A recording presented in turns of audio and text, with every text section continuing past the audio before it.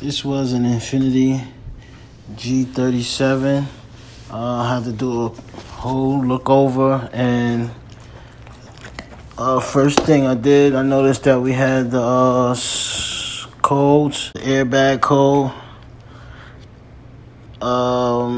steering angle sensor code, and a heated oxygen sensor code also. I also noticed that the sway bar links needed replacing. One was completely broken. As you can see here, it's broke. So we changed that. I also noticed that the calipers, the rotors didn't fit the calipers. As you can see here, there's so much space, which in turn caused the brake pad to have uneven wear.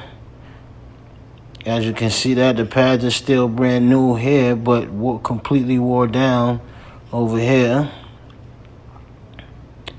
So we took the caliper off and removed the pads.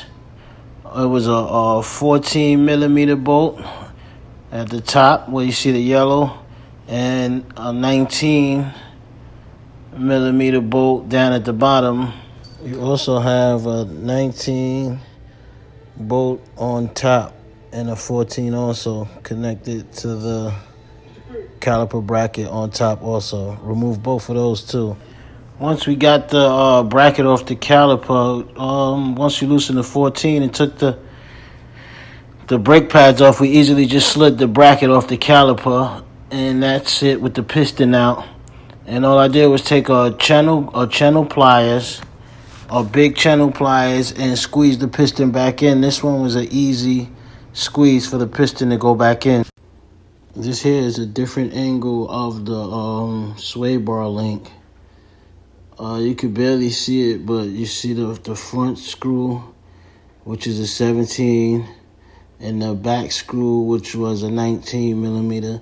Sizes may vary depending upon the prior part that was put on before they are factory. Some may still have factory. I think this was factory, and it was a 17 millimeter, and then a 19 millimeter, and they just zip right off. Once you zip those off, it's easily just to make sure you put the right side with the right side, the left side with the left side, or the sway bar links won't go.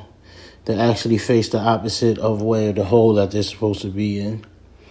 And that was basically an easy fix for that. I also noticed that there was some sound in the back, and that happened to come from, I put the car up on a lift, and I noticed that the rear shocks didn't have all the nuts screwed on there. As you can see in the picture, those nuts was loose.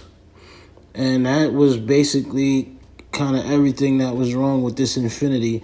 And I knew that just to throw this in here, that the steering angle sensor, the airbag light, and vehicle stability control, the VSC, I knew that those were all beyond, because there's a custom steering wheel there. So with the custom steering wheel, all the regular plugs and sensors had to be removed to keep that on there. So that's why I had the codes on there.